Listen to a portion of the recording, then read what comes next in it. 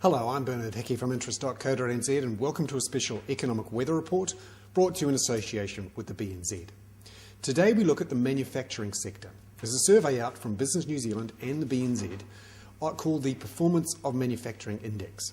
And it asks people in the manufacturing sector how things are going with their orders, with their employment intentions, and then works out what's happening with activity.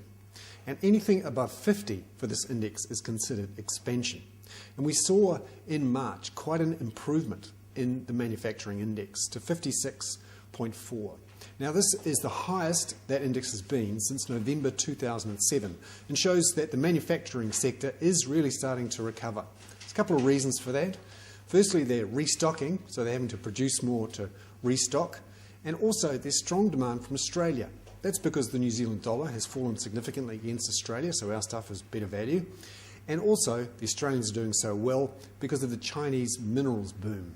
Lots of buying of stuff going into Australia, a big rise in their terms of trade, and so the Australian economy is doing well, and that's helping our manufacturers, many of whom sell into the key Australian market.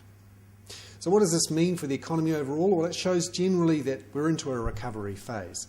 And the question now is, should the Reserve Bank be putting up interest rates from its current very accommodative 2.5%? Now, up until now, the Reserve Bank's been saying we don't need to increase it until the middle of 2010.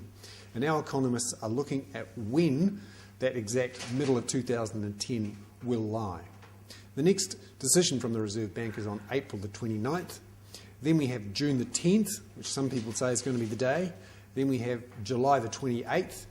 And finally September the 16th. And at the moment, most people are going for June or July. A few people saying September. But certainly the economy is recovering. And I actually think it's time for the Reserve Bank to put up interest rates. 2.5%, it's just too low. I'm Bernard Hickey.